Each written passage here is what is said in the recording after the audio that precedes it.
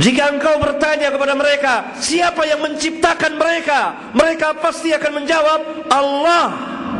Maka bagaimana mereka dapat dipalingkan dari beribadah kepada Allah, dari mentauhidkan Allah, mengesahkan Allah dalam beribadah kepada Allah tabaraka wa ta'ala?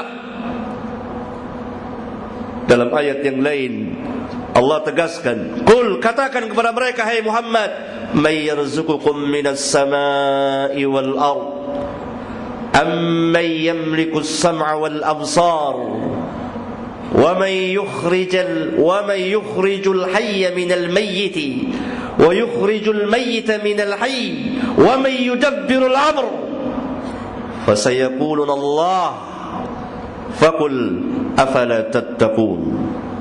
Katakan, siapakah yang memberikan rezeki kepada kamu dari langit dan bumi? Atau siapakah yang telah memberikan kepada kamu, yang kuasa menciptakan pendengaran dan penglihatan pada kamu? Dan siapakah yang mengeluarkan yang hidup dari yang mati, mengeluarkan yang mati dari yang hidup? Dan siapakah yang mengatur sekalian urusan ini, segala urusan ini? Mereka akan menjawab, Allah.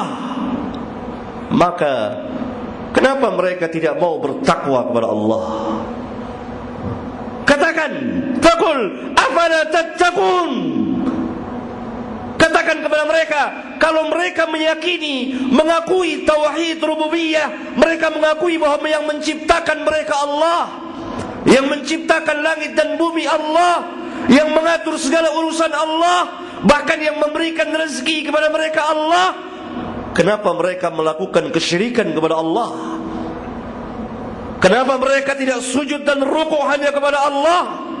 Sebagaimana yang Allah perintahkan, ya ayyuhan nasu ubudu rabbakumul ladzi khalaqakum wal ladzina min qablikum la'allakum tattaqun. Wahai manusia, beribadahlah kepada Rabbmu yang telah menciptakan kamu dan menciptakan orang-orang yang sebelum kamu, agar supaya kamu bertakwa, bertauhid kepada Rabbul Alamin.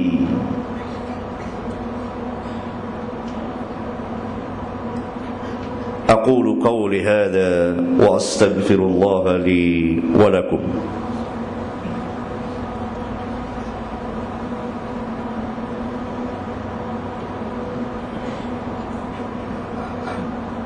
Alhamdulillah hamdan katsiran tayyiban mubarakan fihi kama yuhibbu rabbuna wa yarda.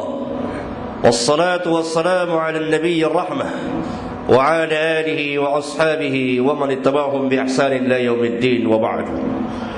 Sidang Jumat yang saya muliakan, dari khutbah yang pertama kita mengetahui bahwa orang-orang musyrikin pada zaman Nabi, mereka membuat berhala, patung dengan tangan-tangan kotor mereka, patung-patung yang tidak bisa berbicara dan mendengar, yang tidak bisa memberikan manfaat dan mudarat.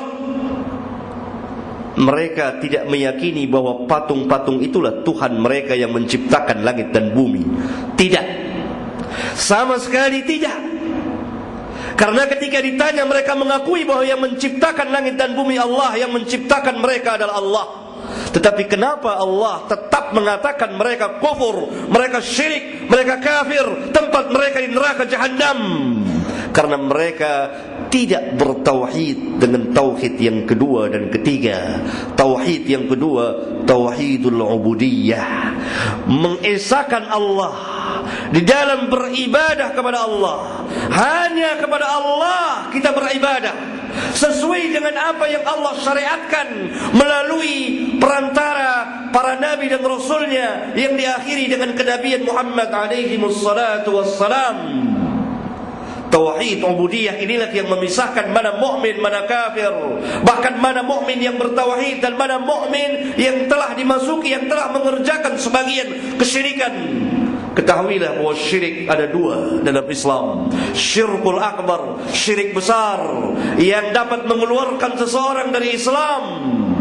Yang kedua, syirik kecil yang tidak mengeluarkan seseorang dari Islam, tetapi dia telah melakukan dosa yang sangat besar. Syirik besar misalnya seseorang mendatangi kuburan tertentu. Sebagaimana di negeri kita begitu banyak kuburan yang didatangi pada waktu-waktu tertentu. Kaum muslimin sebagiannya meminta kepada mereka dengan sebagai mereka jadikan sebagai perantara penghuni kubur itu. Penghuni kubur itu mereka jadikan sebagai perantara untuk memohon kepada Allah. Bahkan ada kalanya mereka langsung meminta kepada orang-orang yang telah mati itu, kepada Syekh Abdul Qadir Jailani. Bahkan mereka menyeru, ya Syekh Abdul Qadir Jailani, tolonglah saya. Ya Syekh Fulan, tolonglah saya. Ini semua adalah syirkul akbar, syirik besar yang dapat mengeluarkan kita dari Islam. Kalau sekiranya kita telah tahu hukumnya dan paham. Syirik kecil, saya ambil contoh, walaupun dosanya besar. Karena seseorang melakukan dosa yang paling besar adalah ketika seseorang menyekutukan Allah Tabaraka wa Ta'ala. Saya ambil contoh yang sering dilakukan oleh kaum muslimin. Mereka memakai jimat. Jimat ini diyakini untuk mendatangkan manfaat dan menolak mudarat. Kalau mereka meyakini jimat ini umumnya dipakai untuk mendatangkan manfaat dan menolak mudarat. Kalau mereka meyakini bahwa jimat inilah yang memberikan, mendatangkan manfaat atau menolak mudarat, maka mereka telah kufur kepada Rabbul Alamin. Karena dengan sendirinya mereka telah menandingi Allah Subhanahu wa Ta'ala dengan jimatnya itu. Kalau dia meyakini bahwa jimat itulah sebagai pelaku yang memberikan manfaat dan menolak mudarat atau bahaya dari mereka. Orang pakai jimat macam-macam, ada cincin, ada kalung dan lain sebagainya, ada keris yang digantung setiap malam Jumat dicuci dan seterusnya. Ini dapat mengakibatkan seseorang syirik besar kalau dia meyakini bahwa jimat itulah yang sebagai pelakunya, yang mendatangkan manfaat, menolak mudarat. Kalau dia tidak meyakini demikian, tapi dia tetap meyakini bahwa yang memberikan, mendatangkan manfaat Allah, menolak mudarat Allah Tabaraka wa Ta'ala, yang menolak bahaya dari mereka Allah, tapi mereka jadikan jimat ini sebagai perantara sebab saja, maka mereka telah jatuh kepada syirik kecil. Perbedaannya tipis sekali.